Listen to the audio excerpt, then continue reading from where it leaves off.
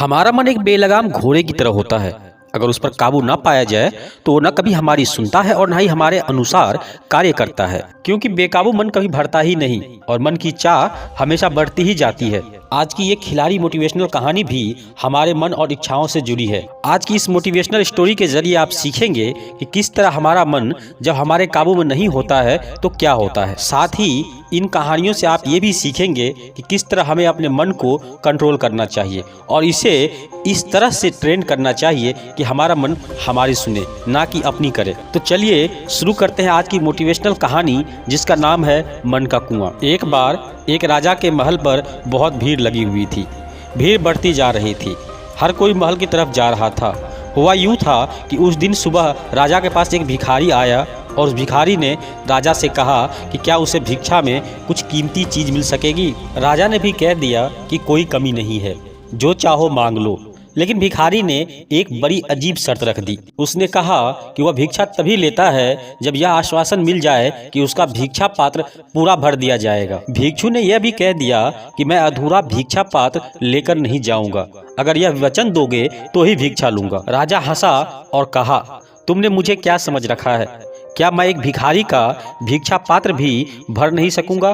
और राजा ने शर्त मान ली। भिखारी भी हंसा और उसने कहा, महाराज एक बार फिर से सोच लें, क्योंकि न मालूम कितने लोगों ने यह शर्त स्वीकार की है और वे इसे पूरा नहीं कर पाए। राजा ने मुस्कुराते हुए अपने वजीरों से कहा कि जाओ, अनाज के दानों से नहीं बल्कि हीरे और मोतियों से इसके भिक्षा पात्र को भर दो। भिखारी ने दोबारा टोकने की कोशिश की, पर राजा ने वजीरों से कहा, समय बर्बाद मत करो, जाओ और इसके भिक्षा पात्र को हीरे मोतियों से भर दो। वजीर बहुत से हीरे मोती लेकर आया और उस भिखारी के भिक्षा पात्र में डाल दिया।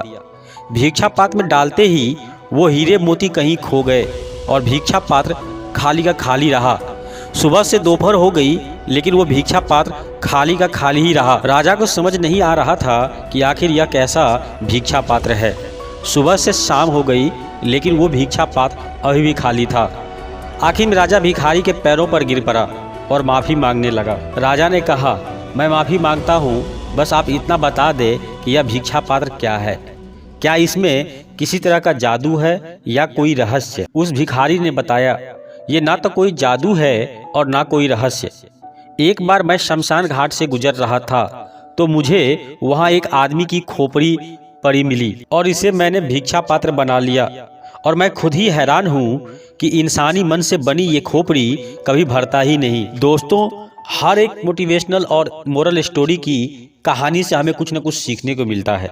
तो चलिए हम जानते हैं कि इस स्टोरी से हमें क्या सीखने को मिला। दोस्तों, आप अपने मन और शरीर की इच्छाओं को कभी पूरा नहीं कर पाएंगे। यदि आपको महानता हासिल करनी है तो शरीर और मन के इस चक्र को तोड़कर इससे ऊपर उठना होगा।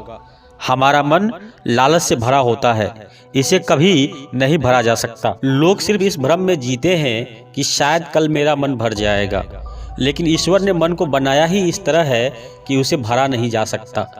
हमारा मन हमें हमेशा किसी न किसी लालच में फंसाए रखता है और हमें हमारे लक्ष्य से दूर कर देता है। जो लोग अपने मन को कंट्रोल करके लगातार अपनी सफलताओं के लिए काम करते हैं, वही लोग दुनिया में आगे बढ़ पाते हैं। इसलिए अपने मन को ऐसी चीज़ों से हमेशा दूर रखें जो आपके जीवन में मुसीबत खड़ी कर सकती है। अपने मन को उतने में ही संतुष्ट करना सीखें जितना आपको मिलता है।